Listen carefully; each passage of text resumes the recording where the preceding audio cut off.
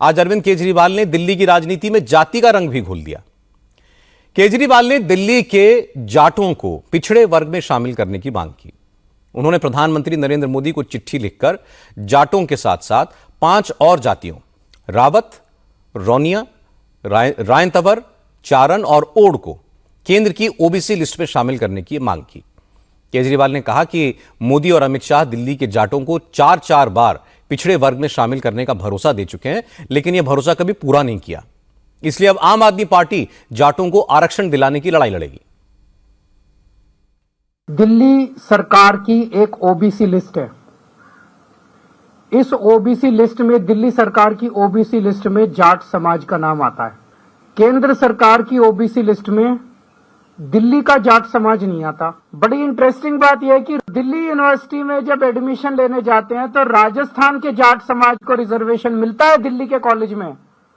दिल्ली के जाट समाज को दिल्ली के कॉलेज में रिजर्वेशन नहीं मिलता। ये तो हमारे पूरे दिल्ली के जाट समाज के भाइयों के साथ, बहनों के साथ बहुत बड़ा अन्याय है। और ये अन्याय ये जले पे नमक छिड़कने जैसा है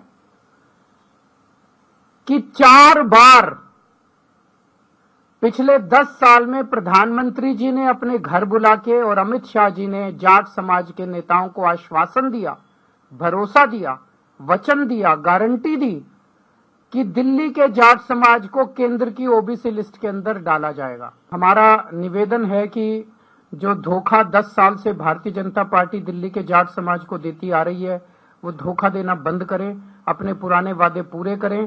और अगर पूरे नहीं करेंगे तो आज केजरीवाल दिल्ली के पूरे जाट समाज को ये वादा कर रहा है कि मैं आपके लिए संघर्ष करूंगा और मैं केंद्र सरकार से करवा के लेके आऊंगा, चाहे मुझे इसके लिए जो मर्जी करना पड़े। जाटों को आरक्षण के सवाल पर केजरीवाल को बीजेपी की तरफ से पहला जवाब कैलाश गहलोत ने दिया। कैलाश गहलोत खुद जाट हैं, अरविंद केजरीवाल की सरकार में मंत्री थे। 2 महीने ही पहले केजरीवाल का साथ छोड़कर वो बीजेपी में आए हैं। कैलाश गहलोत ने कहा कि जब वो सरकार में थे तब उन्होंने कई बार केजरीवाल से जाटों के आरक्षण का प्रस्ताव केंद्र को भेजने के लिए कहा था, लेकिन तब केजरीवाल ने कोई कदम नहीं उठाया। कैलाश गहलोत ने कहा कि वो केजरीवाल को अच्छी तरह जानते हैं, ये उनका चुनावी स्टंट है, कुछ और नहीं। केवल चुनावी स्टंट है और कुछ नहीं है। अब जब चुनाव सर पर हैं बिल्कुल, तो उनको जाटों की याद आ गई। 10 साल से उनको जाटों की याद नहीं आई थी। और मैं तो खुद एक जाट कम्युनिटी से बिलोंग करता हूं। मैंने खुद कितनी बार उनको ये रिक्वेस्ट किया कि ये इशू लाखों जो जाट हैं की संख्या में, ये उनको इफेक्ट करता है, उनके बच्चों को इफेक्ट करता है, तो आपको ये मुद्दा उठाना चाहिए। लेकिन उस टाइम हो सकता है समय नहीं था। मुझे लगता है कि उस टाइम उनको लगा कि जाटों की जरूरत नहीं है। अब है, क्योंकि अब चुनाव है और वोट चाहिए।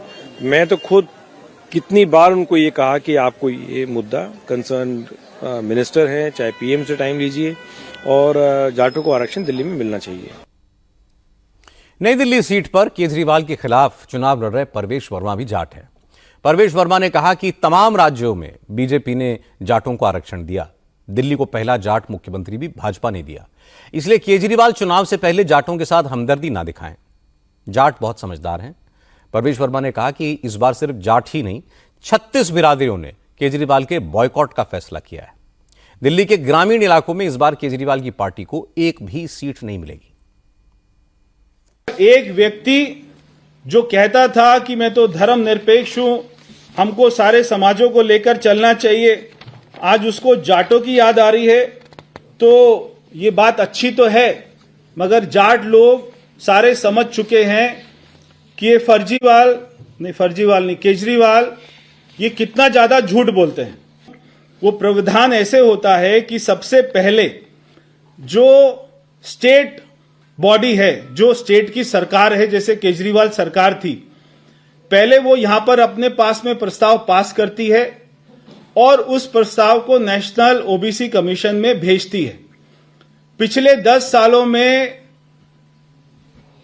दिल्ली के पूर्व मुख्यमंत्री केजरीवाल को कई बार ऐसा मौका तो मिला जब उन्होंने विधानसभा का स्पेशल सत्र बुलाया और उसमें भर भर कर प्रधानमंत्री मोदी जी को अपशब्द बोले, उसमें भर भर कर हमारे दिल्ली के एलजी साहब को अपशब्द बोले, मगर 10 साल में एक भी बार उन्होंने विधानसभा में सेंटर के पास में जाट ओबीसी लिस्ट में जाटों को डाला जाए, इसका प्रस्ताव एक बार भी पास नहीं किया।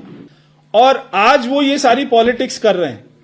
ये बहुत ही शर्म की बात है। इससे ज्यादा शर्म की बात कोई हो नहीं सकती है। केजरीवाल को तो जाटों से बदबू आती है। केजरीवाल के घर तो जाटों की एंट्री नहीं हुई कभी आज तक। और सबसे ज्यादा उनको जो दुख हो रहा है वो ये हो रहा है कि मैं उनके सामने चुनाव लड़ रहा हूं। इसके बाद संदीप दीक्षित ने भी कहा कि अगर केजरीवाल को जाटों की चिंता थी तो 10 साल में जाटों के लिए कुछ करते। अब उन्हें जाटों की फिक्र नहीं हो रही बल्कि अपनी फिक्र हो रही है, इसलिए दिखावा करने के लिए प्रधानमंत्री को चिट्ठी लिख रहे हैं। तो जाट तो पिछले 10 साल से दिल्ली में हैं। इनको 10 साल से नहीं जागे ये। भाई संविधान की आप शपथ खाकर मुख्यमंत्री बने थे। संविधान में एक तरीका है, अगर आपको कोई भी नई समुदाय को या समाज को किसी भी रिजर्वेशन में जोड़ना पड़ता है तो उसका एक तरीका होता है। हर राज्य का अपना कमीशन होता है, ओबीसी कमीशन होगा, भारत का एक ओबीसी कमीशन होता है, राज्य सरकार उसको रिकमेंडेशन दे सकती है। तो वो सब काम करिए ना।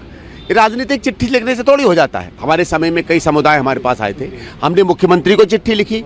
हम भी लिख सकते थे प्रधानमंत्री को, मुख्यमंत्री को लिखते हैं, तब राज्य सरकार उस पर तहकीकात करती है, कमीशन में इंफॉर्मेशन भेजती है, जो भी रेलिवेंट कमीशन होता है उस स्टेट का, और वो फिर उस पर बात करती है। आप अपना काम करोगे नहीं, 9.5 पौने 10 साल बाद आपको याद आएगा कि आज जाट का वोट हमें नहीं मिल रहा, इसलिए हमको उनके साथ जातिगत जो है राजनीति करनी है। ये दिखा रहा है कि साहब बहुत ज्यादा घबराए हुए हैं। दिल्ली में करीब 10% जाट वोटर हैं। दिल्ली की 7 से 8 सीटों पर इनका असर है। दिल्ली के गांवों में जाटों का दबदबा है। जाट वोटर दूसरी जातियों के वोटर्स को भी प्रभावित करते हैं। इसलिए अरविंद केजरीवाल ने चुनाव से पहले जाटों को पिछड़े वर्ग में शामिल करने का मुद्दा उठाया। लेकिन सब जानते हैं कि ये चुनाव का वक्त है और चुनाव के वक्त इस तरह की बातों का मतलब वोटर भी अच्छी तरह जानता है, इसलिए इसका कोई असर होगा ये नहीं लगता।